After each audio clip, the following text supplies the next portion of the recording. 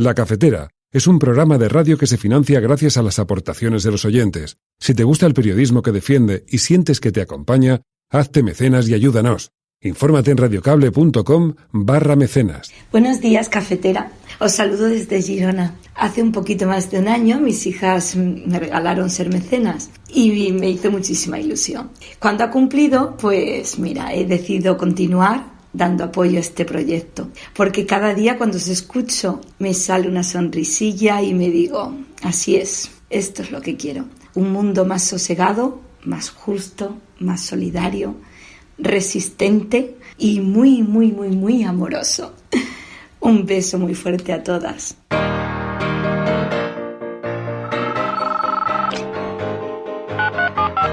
Son las 8:30 de la mañana. Las 7:30 en la Casa Museo de José Saramago, en Tías, Lanzarote. Buenos días, mundo. ¿Quieres un café? La Cafetera. Dirige Fernando Berlín.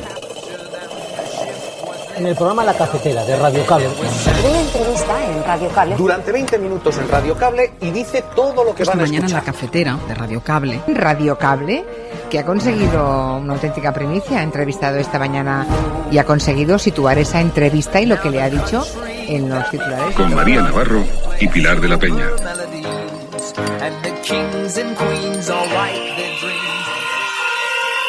Como presidente de todos los colombianos, quiero hablarles sobre los sucesos de este día.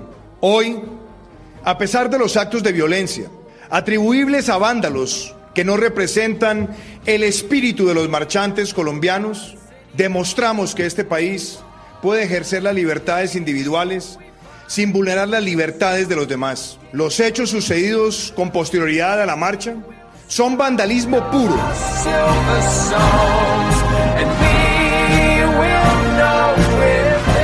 Queridos compatriotas, lamentamos desde el corazón las muertes de nuestros hermanos en el Alto.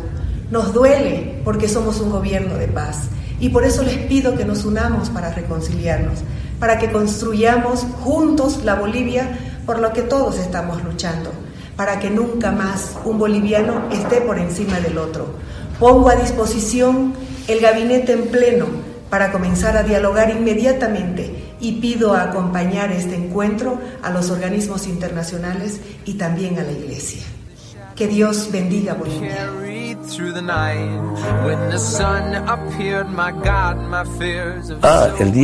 El día 4 creo, espero que abran un lunes, yo fui a entregar un camino. Sorpresivamente el helicóptero se ha caído.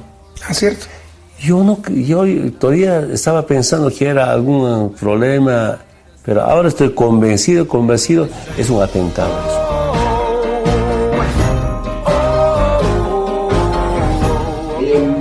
Grupo de Lima hay que reforzarlo y no veo qué hacer.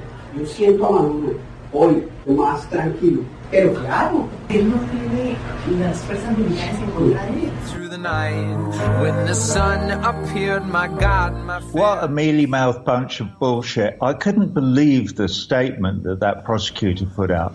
And by the way, it's the alleged injured party. There's no evidence to support the idea that Julian Assange injured anybody.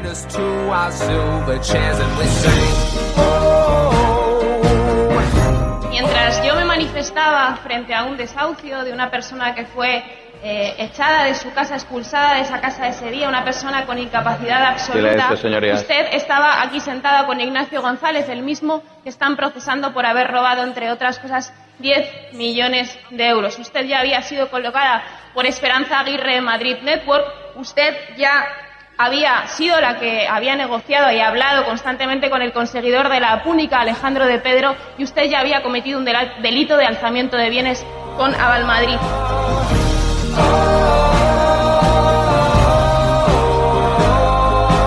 Yo lo pedí y lo pediré las veces que hagan falta, aunque fuese un tiempo antiguo, no estuviese en ese gobierno ni nadie de ese gobierno estuviera en el mío, pero le pedí a los andaluces perdón porque lo que más me duele es que se mancha Andalucía y que además eso sucediera bajo un gobierno socialista. Trabajaremos de manera responsable para lograr esos apoyos. Creo que lo vamos a conseguir. Un gobierno que asuma el diálogo como eje fundamental de la acción política que afronte el problema de la plurinacionalidad en España. Yo estoy a disposición del partido para que esta etapa, la etapa de Albert Rivera, se cierre bien, la cerremos bien hasta ese congreso y que de ese congreso salgan nuevos equipos con un presidente, insisto, una presidenta nueva, y también va a ser con un secretario general nuevo, porque efectivamente yo no estaré.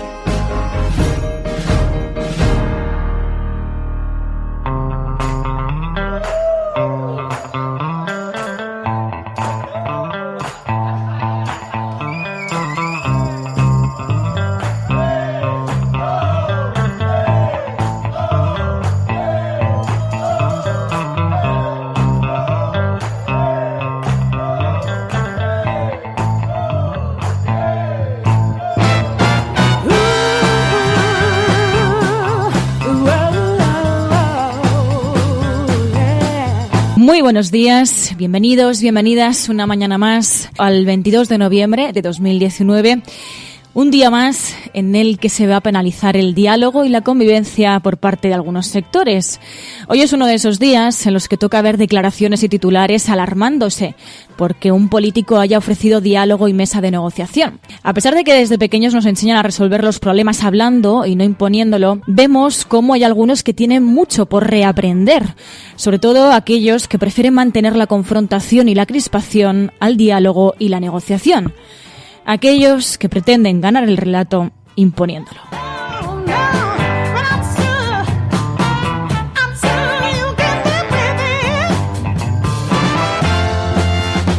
Pero hoy además, como cada viernes, repasaremos la prensa internacional de esta semana con Pilar de la Peña para abrirnos un poquito más los ojos hacia afuera, que no viene nada mal, sobre todo en momentos como los que estamos viviendo en este país. Y analizaremos con Ana Pastor el documental de los Yes Men, unos activistas que en defensa de lo que ellos llaman la corrección de identidad se colaron en entrevistas de medios para denunciar atropellos sociales. Llegaron incluso a intervenir en la BBC, se hicieron pasar por portavoces de grandes corporaciones, precisamente para conseguir lo que ellos llaman esa corrección de identidad. Así que es un documental muy interesante, sobre todo porque evidentemente es real lo que sucedió. Así que, si os parece, id incorporándoos, las que estáis en directo, las que escucháis desde la retaguardia. A todas, muy buenos días, muy buenas tardes o muy buenas noches.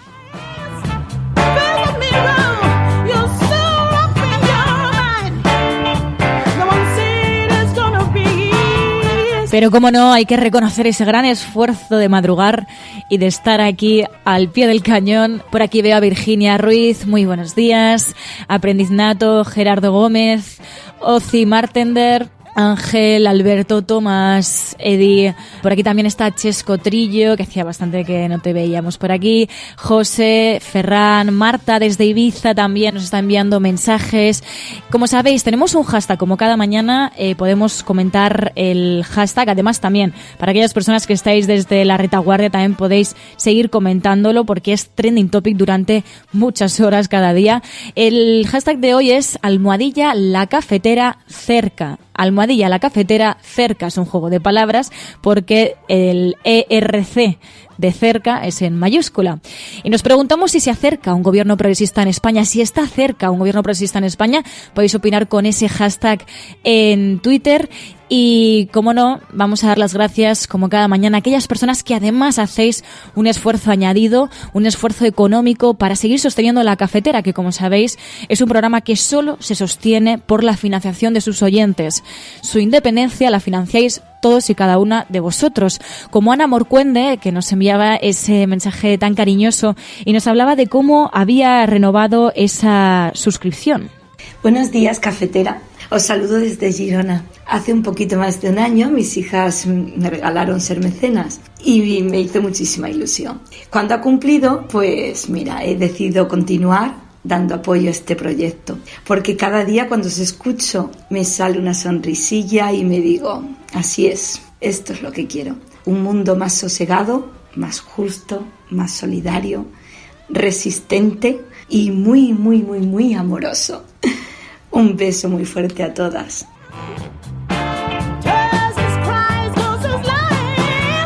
Bueno, pues así nos lo decía Ana Morcuende, hechos los saludos, los agradecimientos, las presentaciones. Si os parece, comenzamos. Como sabéis, empezamos siempre analizando cuáles son los temas de la agenda setting, cuáles son los temas más comentados en las grandes agendas. Y si os parece, comenzamos. Ahora, querida clase, aprenderán a pensar otra vez por sí mismos. Aprenderán a saborear las palabras y el lenguaje. A pesar de todo lo que les digan, las palabras y las ideas pueden cambiar el mundo. Les contaré un secreto. Acérquense. Acérquense. No leemos y escribimos poesía porque es bonita. Leemos y escribimos poesía porque pertenecemos a la raza humana. Y la raza humana está llena de pasión. La medicina, el derecho, el comercio y la ingeniería son carreras nobles y necesarias para dignificar la vida. Pero la poesía, la belleza, el romanticismo, el amor, son las cosas que nos mantienen vivos. Citando a Whitman, oh mi yo, oh vida de sus preguntas que vuelven, del desfile interminable de los desleales, de las ciudades llenas de necios. ¿Qué de bueno hay en estas cosas, oh mi yo, mi vida? Respuesta: que tú estás aquí, que existe la vida y la identidad, que prosigue el poderoso drama y que tú puedes contribuir con un verso. Que prosigue el poderoso drama y que tú puedes contribuir con un verso. ¿Cuál será su verso?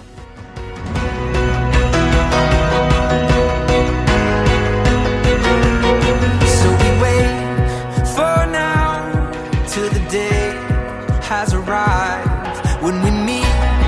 Pues para contribuir a nuestro verso, a nuestra propia opinión, a nuestro propio pensamiento crítico, hay que informarse sobre cuáles son los temas que destacan unos y otros medios de comunicación. Empezamos con las portadas de papel y en este caso con el diario El País, que habla de que la inteligencia occidental seguía los pasos del espía ruso detectado en Cataluña. Dicen que el general Sergeyev realizó actividades subversivas en una decena de países y se le vincula con 2 intentos de asesinato. Además, también se van hasta Israel y hablan de cómo el fiscal general de Israel imputa a Netanyahu, al presidente, por soborno y fraude. Y llevan en imagen de portada a Corbyn. Dicen, Corbyn propone subidas de impuestos por 100.000 millones. Como sabéis, están bastante cerca las elecciones en Reino Unido y ya estamos viendo cómo comienzan los debates. Ya lo comentamos a lo largo de esta semana, ese primer cara a cara que hubo entre Jeremy Corbyn y Boris Johnson, y cómo se van confrontando también las propuestas, las promesas electorales y sobre todo con la vista puesta en el Brexit. Pero también en el diario El País hacen hincapié en lo que está sucediendo en Colombia. Hablan de movilización masiva en Colombia contra Duque, el presidente, que además hace apenas una hora hablaba precisamente de la marcha que hubo, de esa movilización masiva en el país, y apuntaba a vandalismo.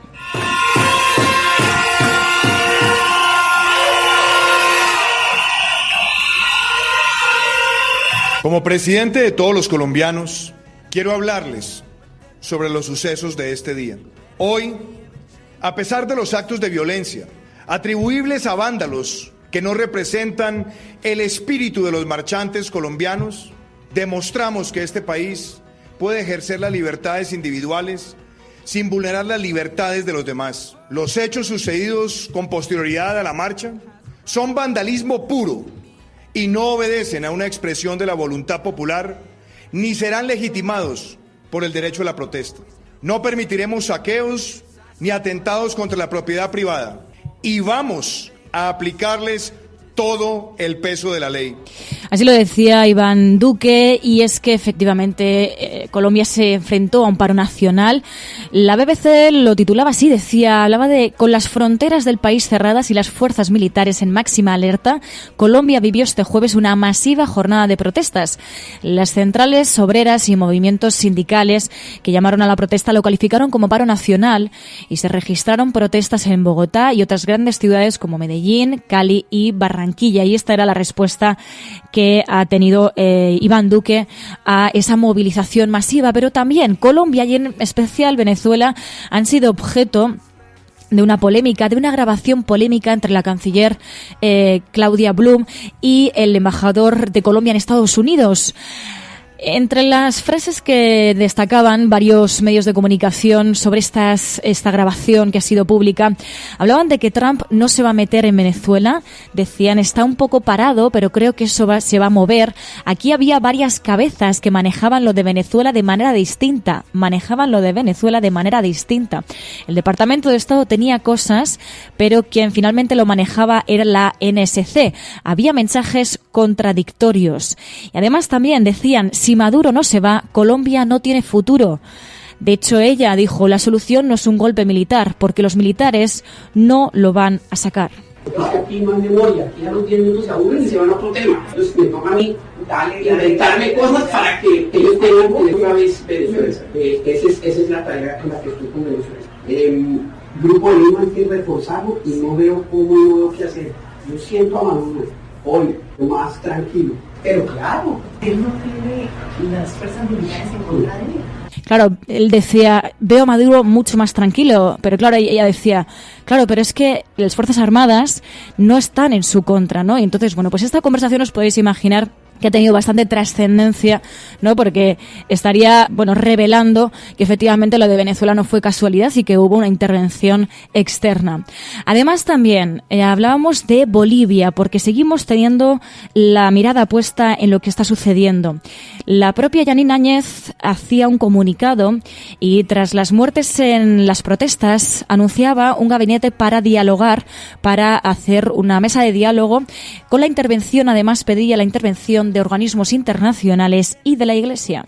Queridos compatriotas, lamentamos desde el corazón las muertes de nuestros hermanos en el Alto. Nos duele porque somos un gobierno de paz y por eso les pido que nos unamos para reconciliarnos, para que construyamos juntos la Bolivia por la que todos estamos luchando, para que nunca más un boliviano esté por encima del otro.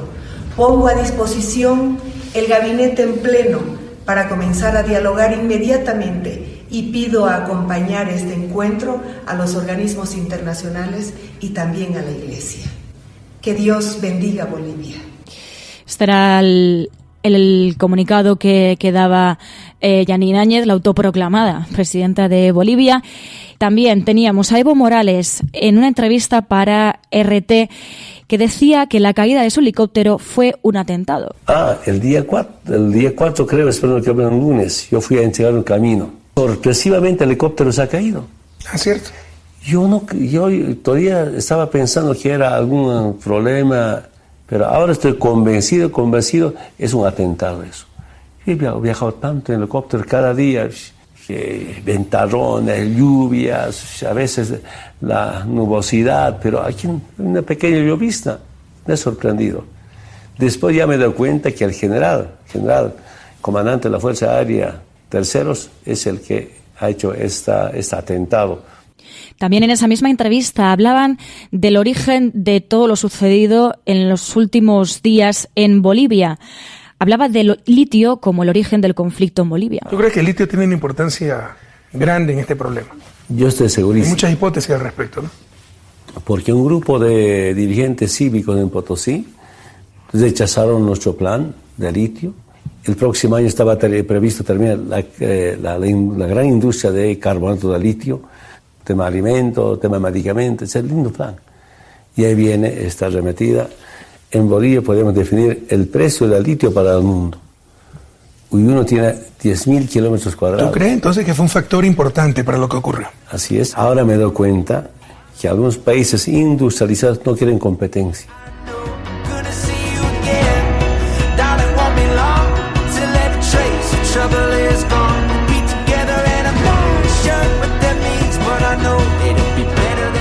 Pero como decíamos, seguimos con la vista puesta en Bolivia y en este caso sobre la convocatoria electoral, como decía antes, Sergio Choque, presidente de la Cámara de Diputados, hablaba de esa ley de convocatoria de elecciones. Los 2/3 del movimiento al socialismo han viabilizado nuevamente esta sesión plenaria donde estamos todos y todas.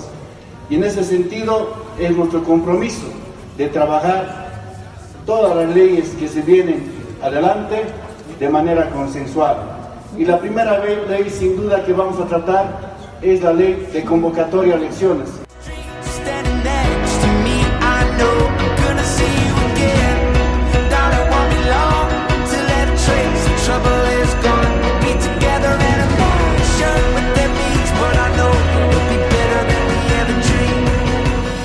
Y en otro orden de cosas, también siguiendo la actualidad internacional, recientemente se ha conocido la información de que la justicia sueca ha archivado la investigación por violación contra Julian Assange.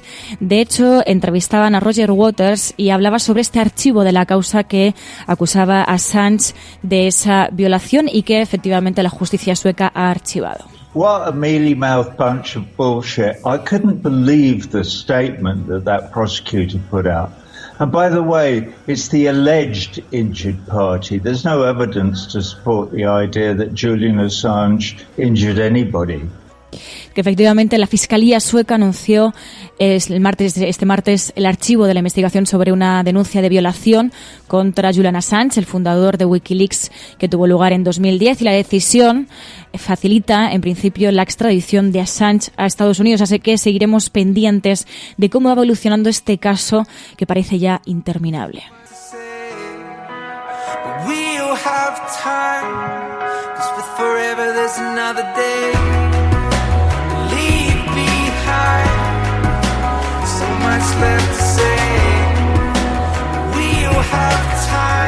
Y también en la portada del País hablan de que el actor Arturo Valls demanda a Rocío Monasterio por un love ilegal. Dicen que el presentador televisivo ha demandado a esta líder del partido de extrema derecha en Madrid por su trabajo como arquitecta en un love de Madrid en 2005. Así que vemos cómo los pufos se van acercando hacia este partido de extrema derecha. Y también en el diario El País hablan de que Sanidad quiere ahorrar 850 millones con el margen de las farmacias. Dicen que el Ministerio de Sanidad prevé ahorrar estos millones de euros, un 8% del gasto en medicamentos a partir de los márgenes que hoy consiguen las farmacias gracias a ofertas que les hacen los laboratorios.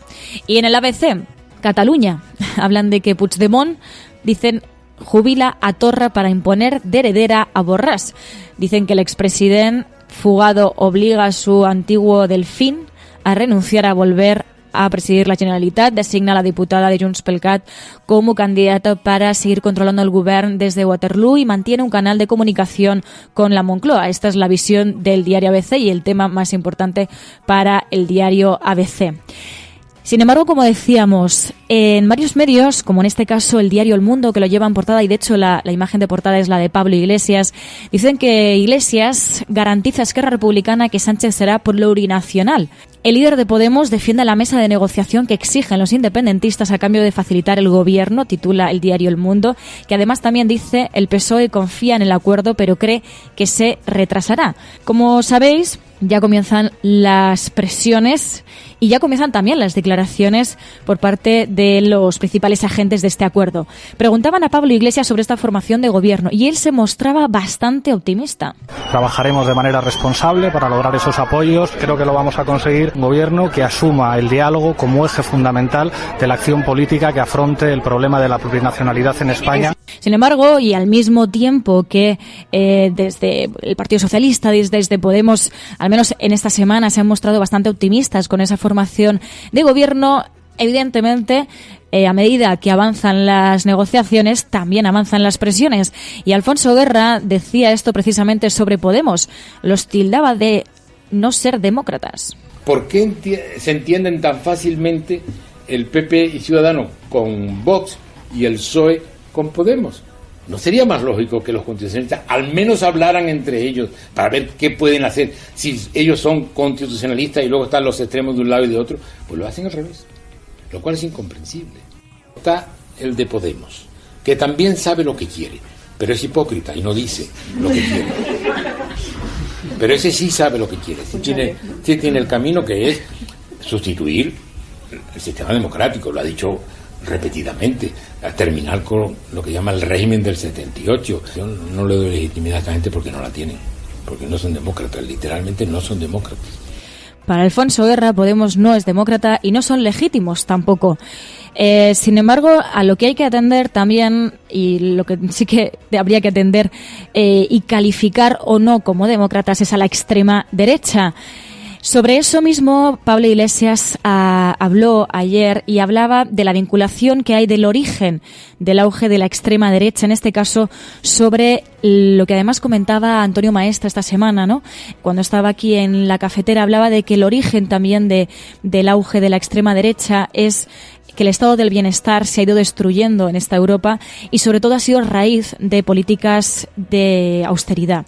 Sobre esa austeridad como origen del auge de la extrema derecha hablaba el propio Pablo Iglesias. Que el debate sobre la seguridad no tiene que ver con que todo el mundo contrate un sistema de alarma privada en su casa, que el debate sobre la seguridad tiene que ver con proteger los salarios, tiene que ver con proteger las pensiones, tiene que ver con que hay que garantizar que la educación sea un derecho, que no puede ser que haya estudiantes que tengan que dejar de serlo porque no pueden pagar la tasa de matrícula.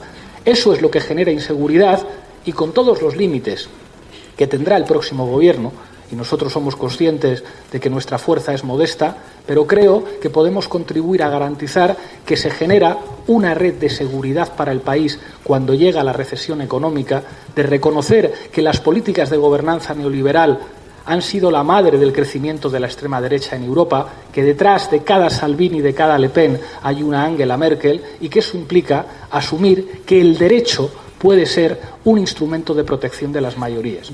Así lo decía Pablo Iglesias hablando de ese auge de la extrema derecha y además otro de los temas de política nacional, las cada vez más mayores fugas de ciudadanos. En este caso los últimos han sido Villegas y de Páramo. En este caso escuchábamos a Villegas en Telemadrid, estaba siendo entrevistado y él además anunciaba que no seguiría en Ciudadanos, pero que bueno, iba a estar en la transición. No, yo no voy a optar en ese congreso de marzo a seguir siendo secretario general, ni voy a estar en ninguna de las listas que vayan a esa comisión, a esa nueva ejecutiva. Se abre una nueva etapa. Yo estoy a disposición del partido para que esta etapa, la etapa de Albert Rivera, se cierre bien, la cerremos bien hasta ese congreso y que de ese congreso salgan nuevos equipos con un presidente, insisto, una presidenta nueva, y también va a ser con un secretario general nuevo, porque efectivamente yo no estaré.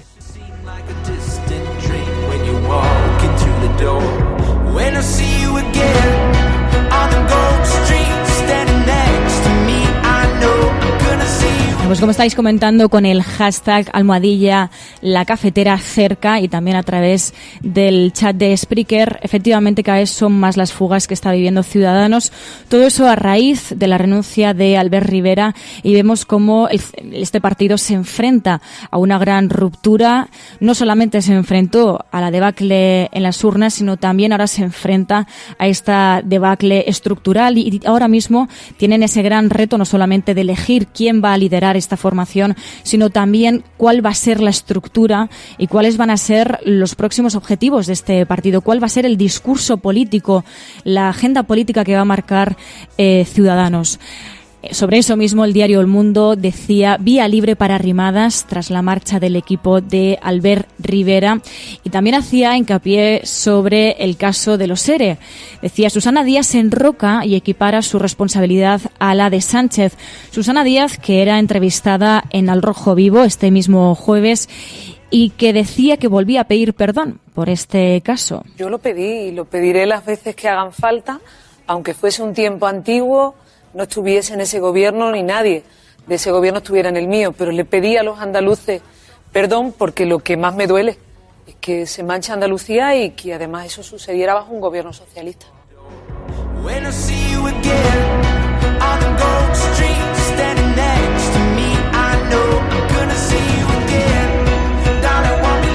De hecho, sobre Susana Díaz, dicen en el diario La Razón, hablan de la amnesia de Susana Díaz. Dicen: Susana Díaz rompió ayer su silencio 48 horas después de hacerse pública la sentencia de los ERE. Reapareció en La Sexta para reaccionar al duro fallo judicial, y hablan de lo que ellos consideran la amnesia de Susana Díaz. Ponen en cuestión precisamente lo que dijo en esa entrevista.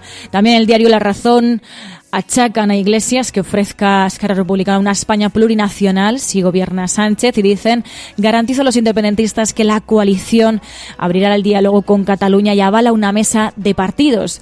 También destacan, pero en menor tamaño, la fuga de Villegas y de Páramo de Ciudadanos. Dicen: Arrimadas hará una revolución tras la marcha de Villegas y de Páramo. El caso es que efectivamente tiene un papelón.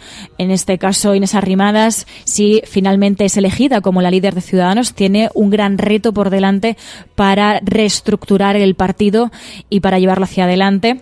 Y además también hablan de cordón sanitario en el diario La Razón. Dicen que el Partido Popular rechaza la maniobra del Partido Socialista para vetar a Vox en la mesa del Congreso. Ya lo escuchábamos además a lo largo del día de ayer, cómo pues Pablo Casado se resistía, ¿no?, a hacer ese cordón sanitario a la extrema derecha. Y también llevan el caso de Israel. Dicen: la justicia acorrala por fraude y soborno a Netanyahu. Pero como digo, en el diario La Razón lo que más destacan es el caso de la negociación de la investidura, de que Iglesias ofrezca a Esquerra Republicana, dicen, una España plurinacional si gobierna Sánchez, y esa imagen de portada de Susana Díaz sobre el caso de los ERE.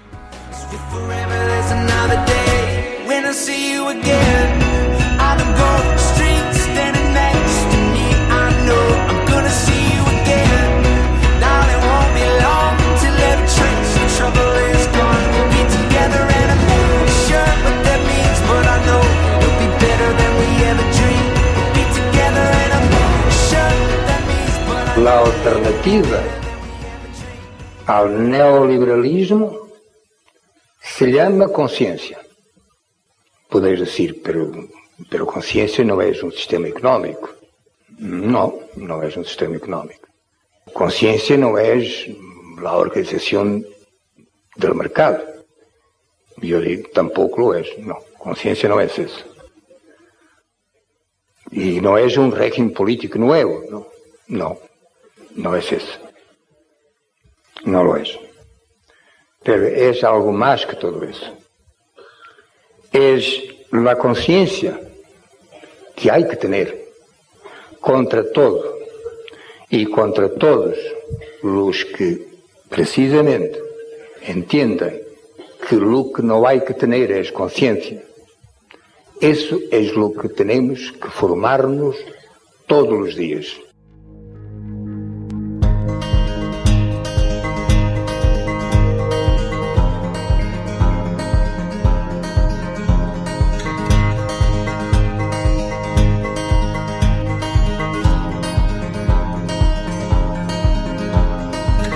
Pero como sabéis, también hay otros temas que tratamos aquí en la cafetera.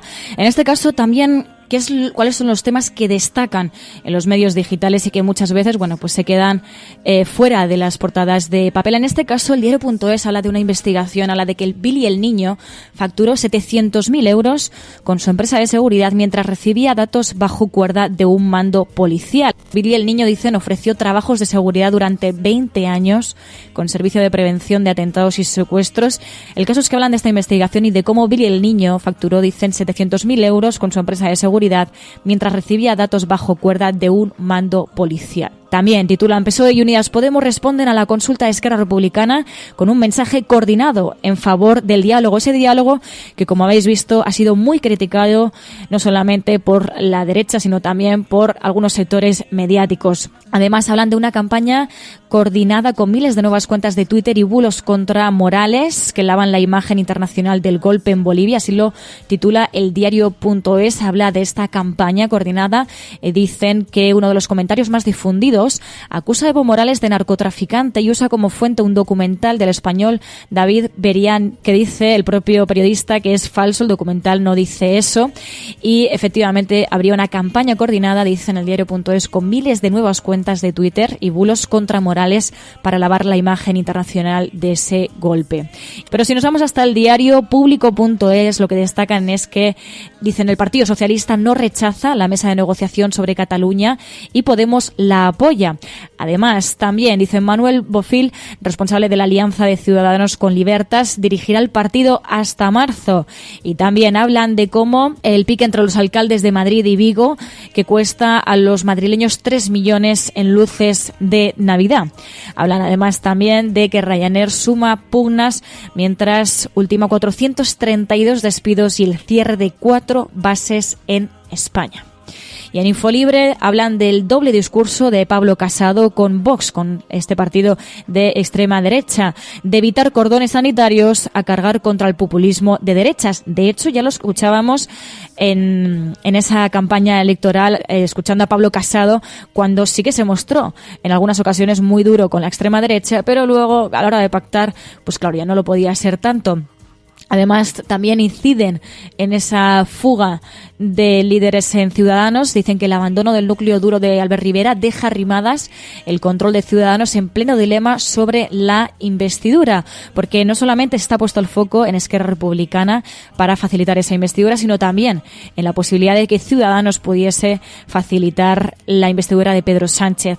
Y hablan también del caso de Susana Díaz. Dicen lo que en realidad dice el informe que usa Susana Díaz para defenderse del caso de los ERE. Analizan cuál ha sido la defensa de Susana Díaz y en qué se ha basado en su defensa y también en quitarse responsabilidades, ¿no? Y desvincularse de ese caso de corrupción, que, como apuntaban varios medios de comunicación, ha tardado 48 horas en dar una entrevista al respecto.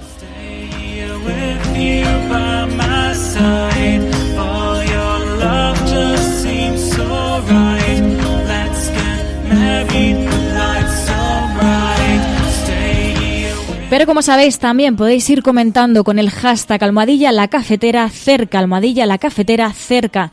Graznando, por ejemplo, utilizaba el hashtag para decir: las protestas por todo el mundo se generalizan. Estamos ante un mundo cada vez más vivo y consciente de que hay cosas que se pueden cambiar. Lo estamos viendo en Latinoamérica, cómo se van extendiendo esas protestas. Las últimas protestas han sido en Colombia y vemos cómo los dirigentes se ven forzados a escuchar al pueblo y a escuchar las demandas de un pueblo que está en pie. También veíamos por aquí a José Alquebla, dice Alfonso Guerra, Felipe González, Rodríguez Ibarra, dice: vaya PSOE más de izquierdas hemos tenido en este país, ¿no? Porque efectivamente las presiones siguen y siguen. Lo escuchábamos por parte de Alfonso Guerra, como incluso decía que para él no es legítimo un partido como Unidas Podemos para formar gobierno.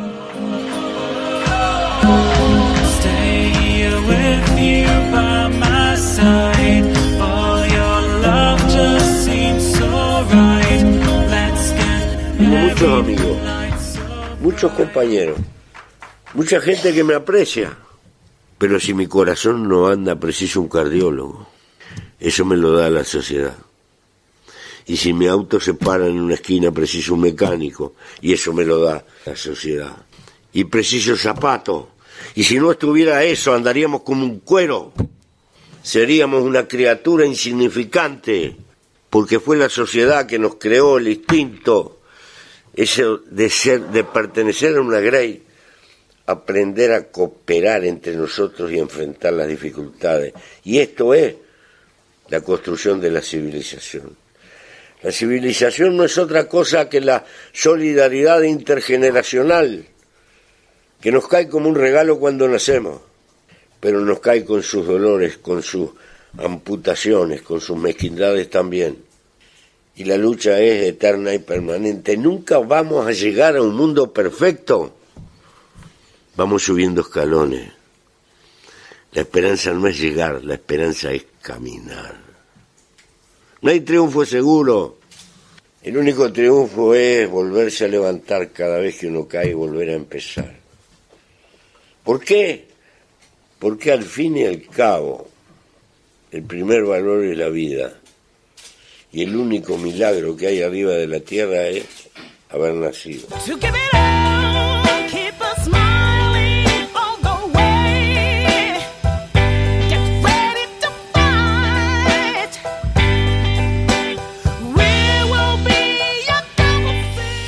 Sobre esto que dice Pepe Mujica, yo creo que ha habido un debate en España, en este caso con una noticia que decía qué pasaría si España cambiara su sanidad pública por pólizas privadas de 14,90 euros al mes. Y mucha gente decía que te morirías, que no podrías pagar la sanidad, que no podrías pagar una operación de corazón. Y es precisamente eso de lo que habla Pepe Mujica. Si ando preciso un cardiólogo, yo necesito esa solidaridad intergeneracional, necesito esa solidaridad entre ciudadanos y ciudadanas, esa solidaridad en la sociedad. Necesitamos un Estado, necesitamos contribuir todos y cada uno de nosotros para tener una sanidad pública, para tener una educación pública, para que todos tengamos derecho a la sanidad y todos tengamos derecho a una educación digna. De eso precisamente es de lo que estamos hablando, y de solidaridad intergeneracional, del mundo que queremos dejar para aquellas personas que vienen detrás de nosotros. Y para conocer todavía mejor el mundo que nos rodea, el entorno que nos rodea, como sabéis, cada viernes hablamos de prensa internacional, conocemos cuáles son los temas más destacados por la prensa internacional y también cuál ha sido la visión de la propia prensa internacional sobre lo que está ocurriendo aquí en nuestro país. Sobre eso nos va a hablar Pilar de la Peña, y también analizaremos el documental del que hemos hablado en la apertura del programa. Lo analizaremos con Ana Pastor, ese documental de los Yes Men, unos activistas que defienden esa corrección de identidad colándose en entrevistas y siendo unos activistas muy polémicos, y eso es lo que muestra ese mismo documental que analizaremos con Ana Pastor. Así que comenzamos. Podrán decir todos los periódicos del mundo lo que quieran.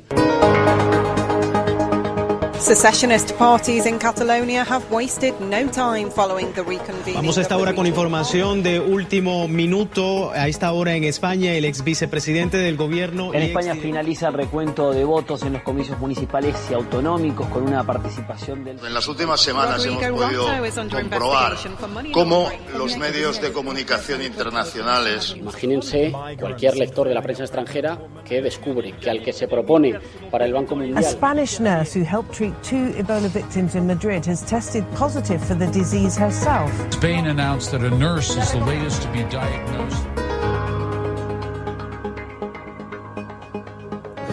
Bien, pues ya lo sabéis que analizamos aquí cada semana, hacemos un paréntesis cada semana los viernes para ver la imagen que ha proyectado España en la prensa internacional y cómo se han referido a nuestro país en los medios de comunicación internacionales, y lo hacemos como cada mañana en una conexión con Pilar de la Peña. Muy buenos días, Pilar. Hola, buenos días. En una semana en la que, claro, la sentencia de los ERE ha tenido un gran protagonismo en la prensa internacional, ¿no? Sí, bastante. La verdad es que ha llamado la atención y la recogen muchos de los principales medios de comunicación. He visto artículos en el New York Times, en The Guardian, Financial Times, de Le Monde, Al Jazeera.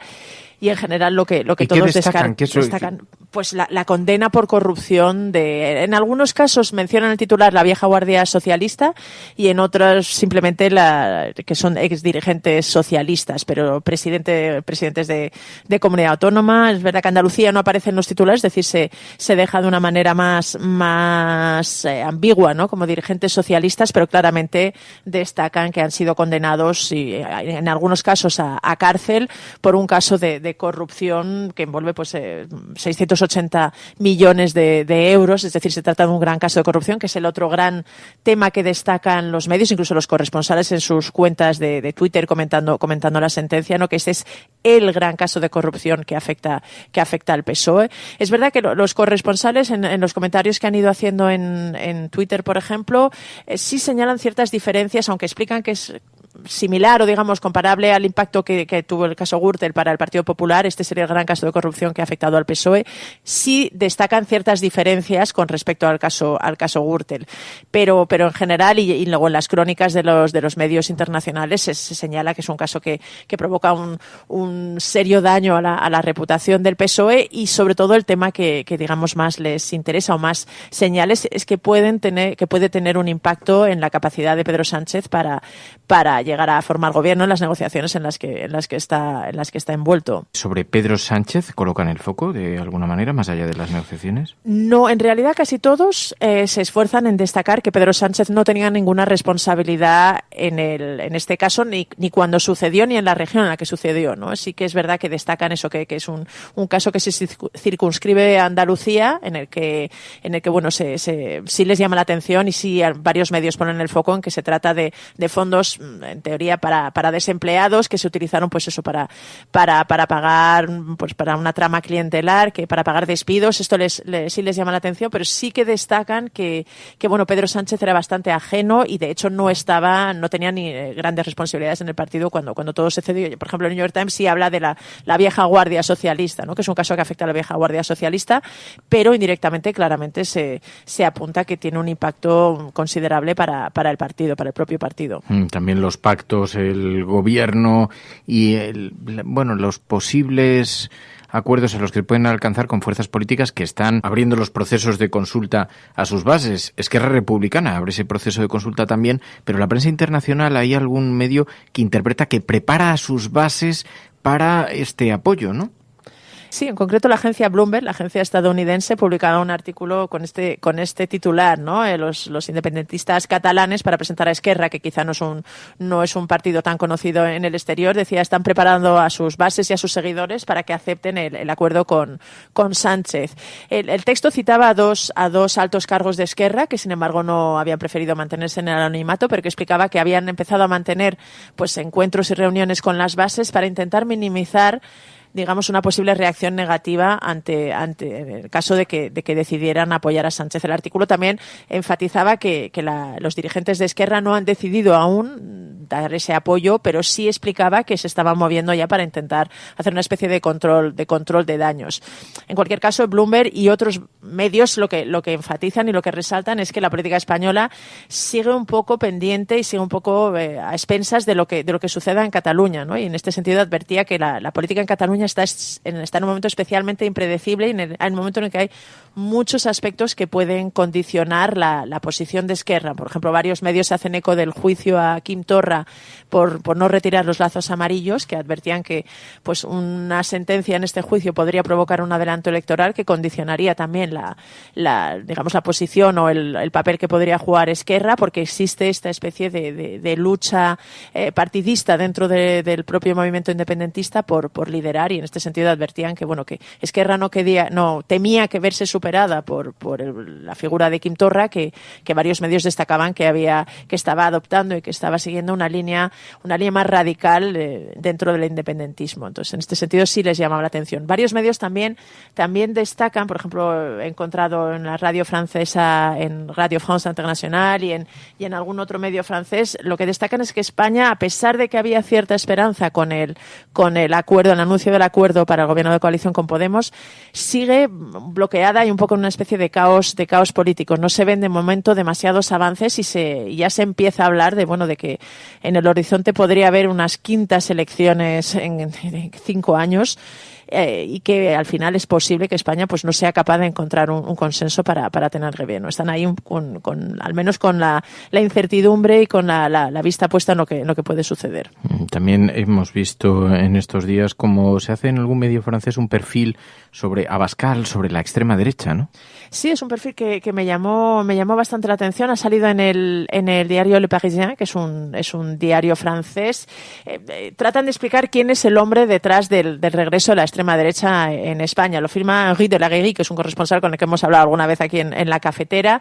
Y bueno, se pinta, digamos, un retrato de Abascal destacando el viaje que ha hecho, ¿no? Recordaba cómo en sus inicios pues era un diputado del Partido Popular que pasaba más bien bastante desapercibido, que no era visto como alguien carismático, que incluso iba afeitado y bien trajeado, cómo ha ido cambiando su imagen y cómo se ha convertido en una especie de líder fuerte que intenta ahora tener una imagen muy fuerte. Pues eso, recuerda que gusta de llevar pistola y que le gusta presentarse un poco en una especie de guerrero de la Reconquista, emulándose un poco con el Cid.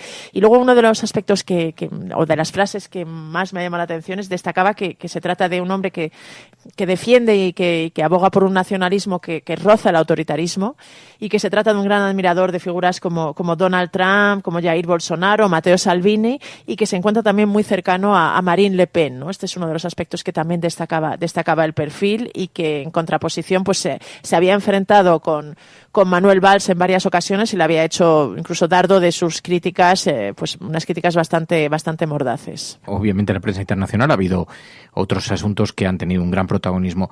Hemos sabido que Andrés de Inglaterra ha renunciado a toda su actividad pública después de haberse visto involucrado en el caso de Jeffrey Epstein. Sí, realmente ha sido una noticia que ha explotado. Es verdad que llevaba en el candelero, que estaba en el foco de los medios, sobre todo británicos, durante bastante tiempo, desde que se supo que el príncipe Andrés pues había mantenido una amistad y que tenía vínculos con Jeffrey Epstein, que es este magnate estadounidense acusado de tráfico de mujeres, especialmente con menores de edad, que se suicidó además mientras estaba encarcelado y esperando a ser juzgado.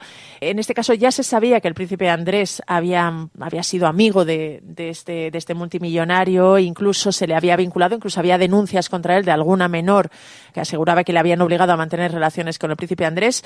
El problema es que todo esto ha explotado porque el príncipe Andrés ha concedido una entrevista en la BBC en un intento de limpiar su imagen y de, explicarse y de disipar todas las dudas que podían haber surgido, y la entrevista realmente no ha ido nada bien para la Casa Real y ha dejado, como destacaban muchos analistas, pues más dudas que realmente certezas despejó, y todo esto ha obligado al príncipe Andrés. No se sabe si a una renuncia por voluntad propia. Algunos medios señalan que la reina de Inglaterra y el príncipe Carlos le habrían forzado ante la imagen que dio en la entrevista, ¿no? En la entrevista, pues por ejemplo, la periodista, que además la hizo una periodista británica, le preguntaba si se arrepentía de su amistad con Epstein, y él negó 2 veces que se arrepintiera de haber mantenido esta amistad. Pues dijo algunas frases extrañas para un príncipe que intenta un poco despejar las dudas, ¿no? Pues dijo algo así como que había sido demasiado honorable en su relación con el multimillonario, que ya os digo que no se arrepentía de su amistad, incluso recurría a algunos detalles un poco raros. Por ejemplo, la joven que le acusa pues dijo que en una ocasión había estado sudando, bailando con ella, y él decía que no sudaba. Es verdad que ha sido una entrevista que realmente, desde el punto de vista de las relaciones públicas, no ha favorecido a la Casa Real, y al día siguiente, la entrevista unos días después del impacto que ha tenido, ha obligado al príncipe Andrés a renunciar a su papel en la vida pública, ¿no? Que recuerda un poquito la figura a lo que ha sucedido con la reina Cristina, apartada a la infanta Cristina, apartada de sus funciones. En este caso sería una medida similar la que habría adoptado, ya os digo, no se sabe si por voluntad propia del príncipe o forzado por la propia reina de Inglaterra, pero sí que deja además en el foco y no resuelve dudas, y mantiene la presión sobre el príncipe Andrés y la Casa Real británica. Bueno, pero el gran caso, en todo caso, que ha tenido protagonismo en los medios internacionales ha sido el proceso de impeachment iniciado contra Donald Trump, y algunas acusaciones ya muy serias, muy sólidas contra él, ¿no? Sí, digamos que cada vez se va cerrando más el cerco en torno a Donald Trump en estas audiencias públicas, y cada vez además los medios son capaces de perfilar un poquito más la acusación y lo que se reprocha a Donald Trump, ¿no? En este caso, pues lo último, uno de los testimonios que más daño está haciendo a Donald Trump fue el de Gordon Sondland, el embajador de Estados Unidos ante la Unión Europea, que reveló cómo, siguiendo las órdenes de Donald Trump, pues en general todos los diplomáticos de Estados Unidos, pues sí que habían, impulsado esta especie de diplomacia de favores militares o de ayudas militares a cambio de que se iniciara esta investigación contra los negocios del hijo de Joe Biden en Ucrania. Ha hecho fortuna el término qui pro quo, que es un poco esto, esta especie de intercambio de políticas en favor de además una cosa que es un interés partidista y personal de Donald Trump, pues de una cosa de política interna, ¿no? Como son las elecciones, intentar debilitar a un rival ante las elecciones, y esto es algo que en Estados Unidos pues se toman bastante en serio. Ya lo comentábamos ayer, que la mayor parte de los medios internacionales y sobre todo los medios estadounidenses destacan en portada estas acusaciones a Donald Trump, incluso con las palabras textuales del embajador, también de algunos asesores que consideran que las llamadas fueron inapropiadas. Se va cerrando un poquito el cerco sobre Donald Trump, y bueno, el propio Donald Trump ha respondido, ya ha publicado imágenes y, en fin, ha asegurado que no hubo qui pro quo, que no quiere nada de Ucrania, y vamos a ver sobre todo qué efecto puede tener en la campaña electoral y en el debate político que va a abrirse a partir de ahora en Estados Unidos. La Cafetera y Neutral presentan Plata o Plomo. El mundo en series. En el Juego de Tronos, o ganas o mueres. Con Fernando Berlín y Ana Pastor. ¿Sabes dónde estás? Es una radio pirata. De la zona neutral. Nos recuerda un poco por qué luchamos. La noche es oscura y alberga horrores. La noche es oscura y alberga horrores. Nada cambia de golpe. Si estuvieras en una bañera que se calienta poco a poco, morirías hervida sin darte cuenta. Estamos juntos. Somos un trío. Nosotros vivimos románticamente juntos. Hola, habla con Walter White. Usted dijo que estaba casi muerto, ¿vale? Dijo que moriría en cualquier momento. Éramos capaces de ser y hacer todas esas cosas porque estábamos informados por grandes hombres, hombres reverenciados. Plata o plomo, el mundo en series, esta propuesta que cada semana de la mano de Ana Pastor, Neutral. Ana Pastor, muy buenos días. Muy buenos días. Nos acerca a esta nueva cultura moderna de las series de televisión, de los programas, de las películas, de los documentales. Hoy con una propuesta bastante atrevida. Quiero que escuchéis atentamente esto que vamos a poner ahora. Tuvo lugar en la BBC.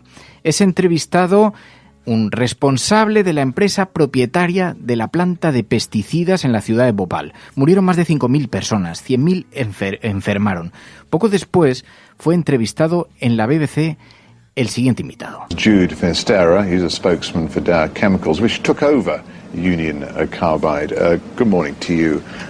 A day of commemoration in Bhopal. Do you now accept responsibility for what happened?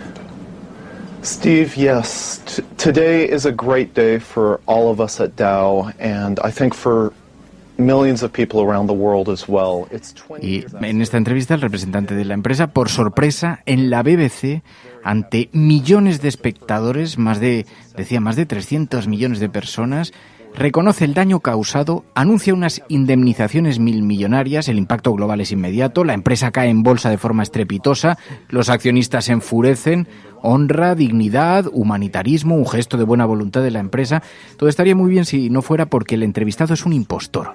Forma parte de un grupo de activistas llamados los Yes Men, que se cuela en entrevistas en medios de comunicación para denunciar atropellos contra los derechos civiles y que hacen acciones de este tipo. Y hay un documental, los Yes Men, que hoy vamos a analizar aquí en el programa, porque la propuesta es bien provocadora, Ana.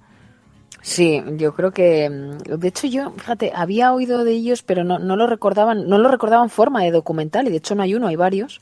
Este momento es mágico, es decir, colarse en un medio de comunicación tan importante y de tanto prestigio como es la BBC.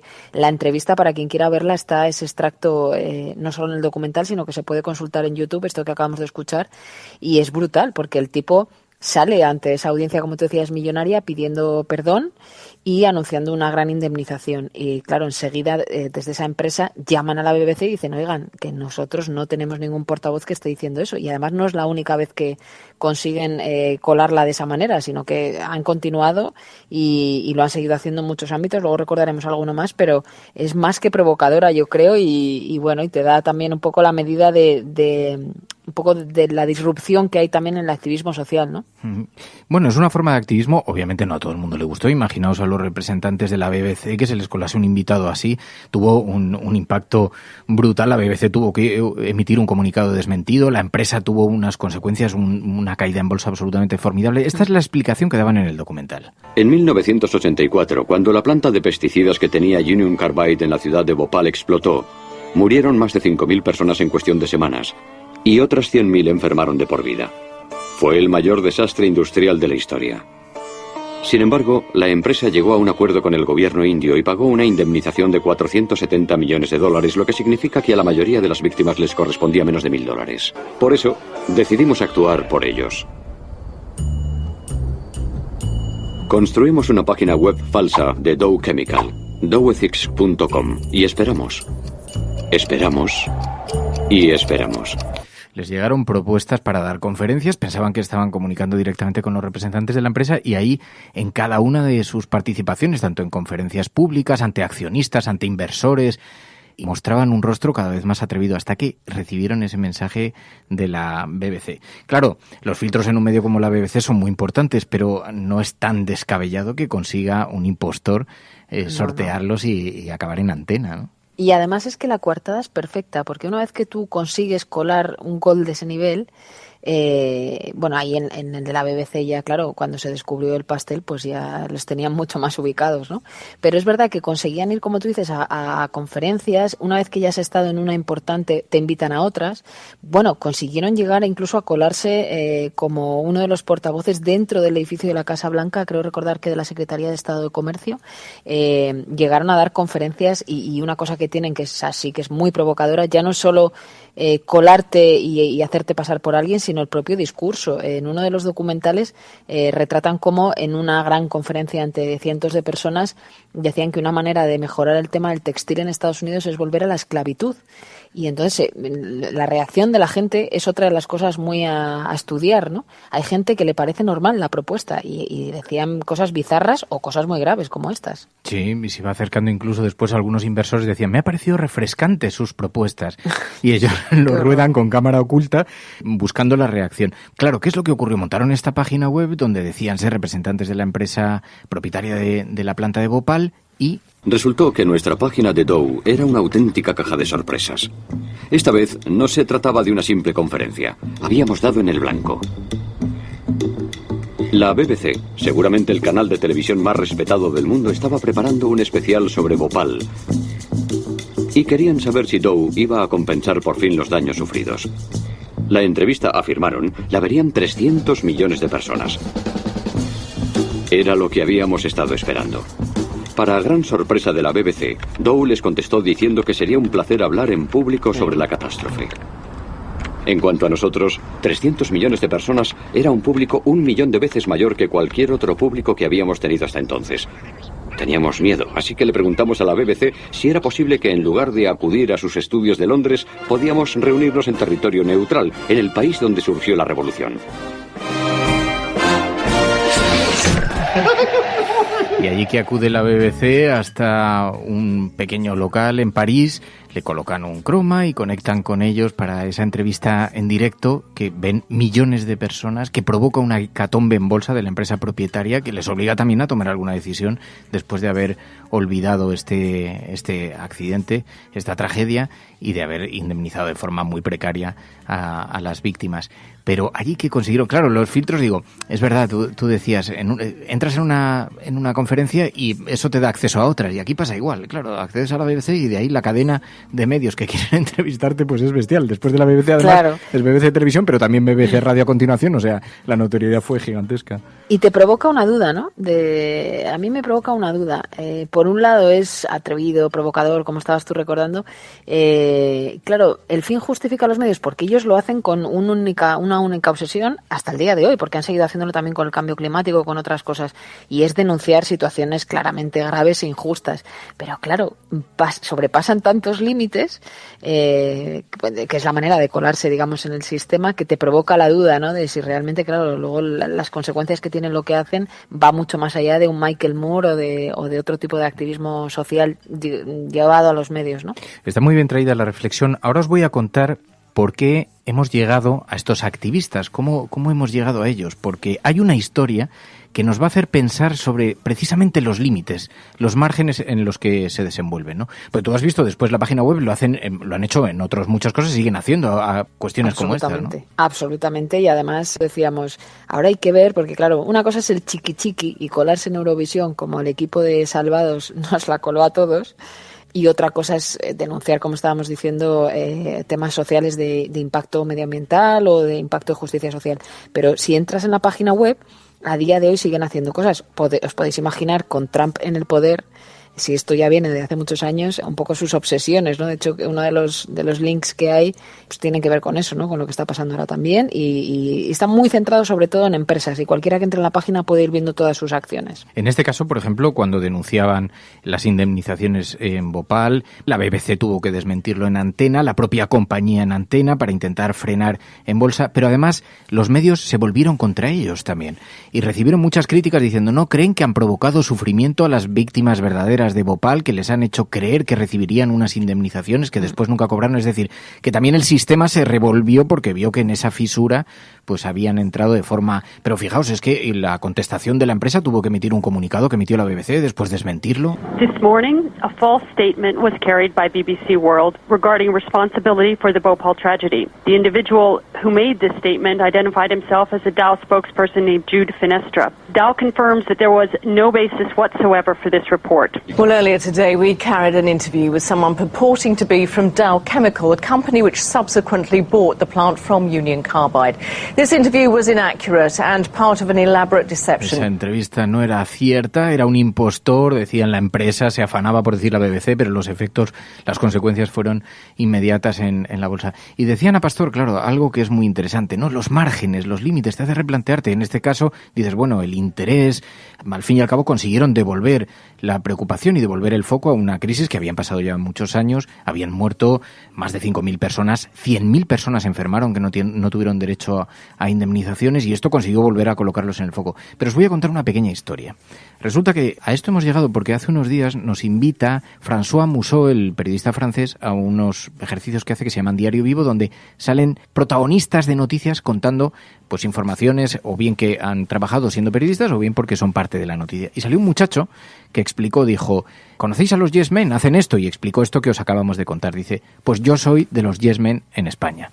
Y he participado, he salido, por ejemplo, en todas estas televisiones, y puso un vídeo con un montón de entrevistas que le habían hecho en la puerta de la sede del PP, haciéndose pasar por el grupo de amigos hipster de Mariano Rajoy. Y habían conseguido que un montón de medios hablasen de ello. Ahí el público se reía, tenía mucha gracia.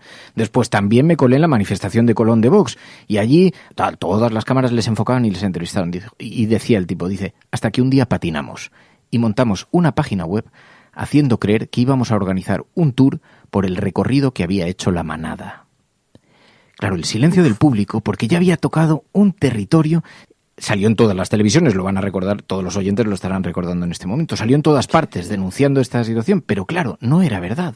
Publicaron un comunicado, algunas televisiones hicieron eco, pero otras siguieron diciendo, bueno, ¿será que han dado marcha atrás porque se habrán asustado? Están denunciados por la familia de la víctima, les piden además una indemnización muy fuerte, les piden años de cárcel.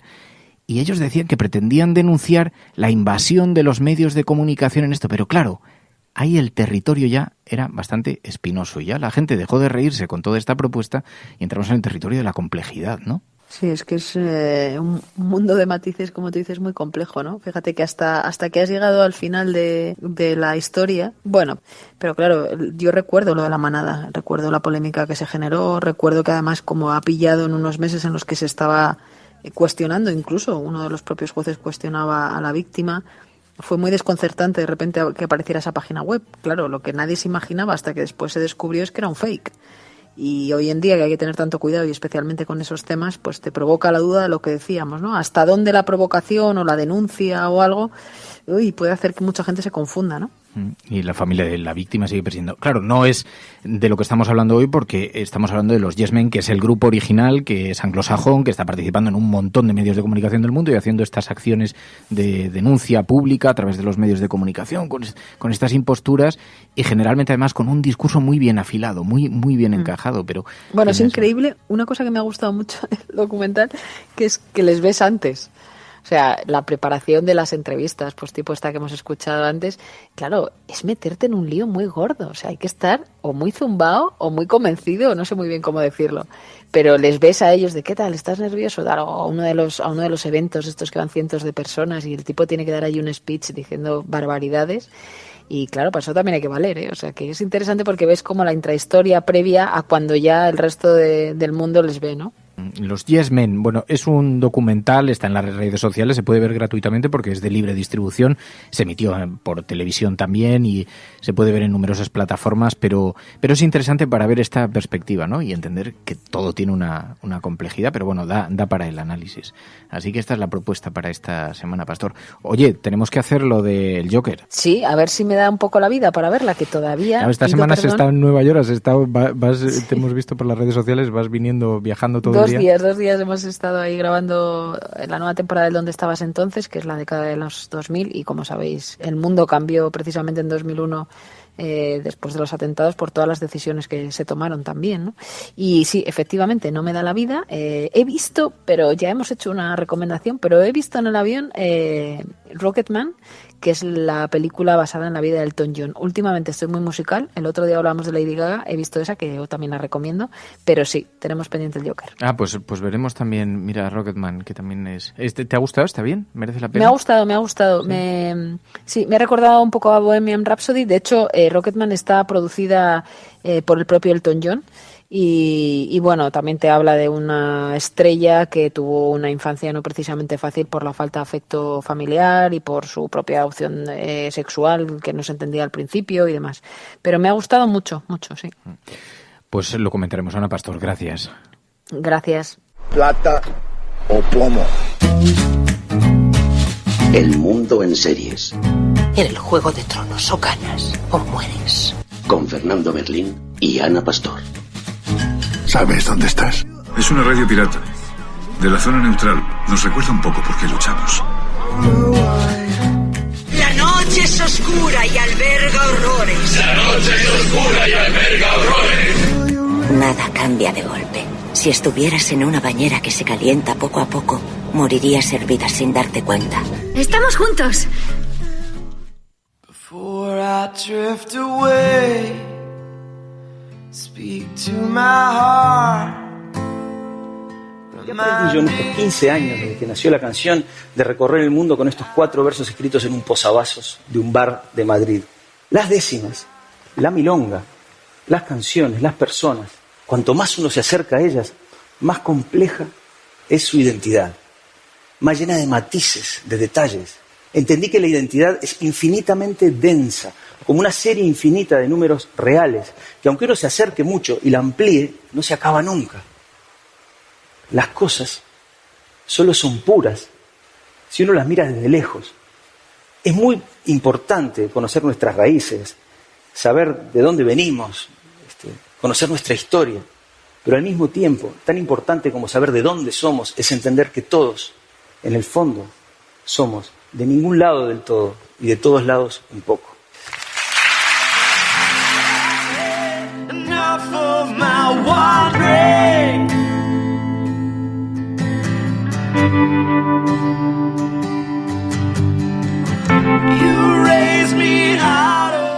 Precisamente tan importante es saber de dónde venimos como saber que somos iguales al de al lado. Nos enviabais la información de que la Aita Mari ha rescatado a 78 personas que se encontraban a la deriva en el Mediterráneo. Como sabéis, este barco, además les entrevistamos aquí en la cafetera, iban a llevar ayuda humanitaria, pero efectivamente no puede haber omisión de socorro si estás en pleno Mediterráneo. Y efectivamente han rescatado a 78 personas que se encontraban a la deriva en el Mediterráneo y dicen desde Mediterráneo huían del infierno de Libia y llevaban muchas horas en el Mediterráneo. Desde Open Arms anunciaban también que habían rescatado una barca en peligro de naufragio con 73 personas a bordo, entre ellas 69 hombres, 4 mujeres, niños de 4 y 3 años y 24 menores solos. Casos de shock traumático, quemaduras de segundo y tercer grado, heridas de bala, hipotermias graves y deshidratación. Conocer esto y denunciarlo es imprescindible no solamente por justicia, sino también como ejercicio de empatía, de eso que hablaba Jorge Drexler, porque al final todos venimos del mismo lado. Nos sirve para concienciarnos en la defensa de la vida, en que todas tenemos derecho a una vida digna sin tener que arriesgarla, y es que en eso consiste, en que veamos al de enfrente igual que nos vemos a nosotros mismos, en hacer ese ejercicio de empatía para llegar a concienciarnos de que hoy son ellos, pero mañana somos nosotros, aunque solamente sea por puro egoísmo, aunque solamente nos movamos por puro egoísmo. Pero efectivamente, las cosas solo son puras si las miras desde lejos, y al final todos venimos del mismo lado. Precisamente por eso queríamos destacar, y además muchas de vosotras nos enviabais estas informaciones, para concienciarnos y para saber lo que hacen muchas personas por llegar a nuestras costas, por llegar en busca de una vida digna, incluso si eso supone que tengan que arriesgarla.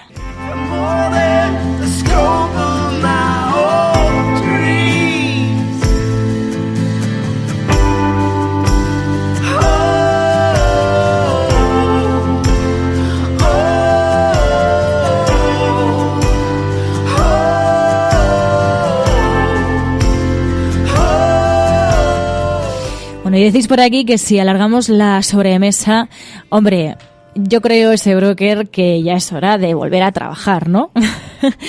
Comentáis por aquí con el chat y también con el hashtag Almadía la cafetera cerca. Pues nos vamos a despedir porque ya es hora de volver a trabajar y esto no puede ser. Muchísimas gracias a todas por seguir resistiendo. Desde aquí seguiremos haciéndolo gracias a todas y cada una de vosotras. Os deseo que tengáis un muy buen fin de semana. Nos escuchamos a la vuelta del fin de semana. Que seáis muy, como diría Fer, que seáis muy malos y muy malas. Disfrutad del fin de semana. Muy buenos días, muy buenas tardes o muy buenas noches. Hasta el lunes. Y recuerda, si estás escuchando esto, no estás sola.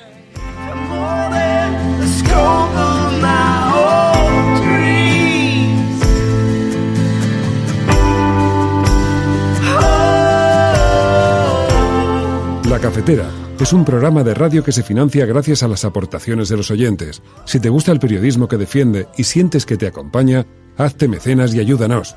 Infórmate en radiocable.com/mecenas.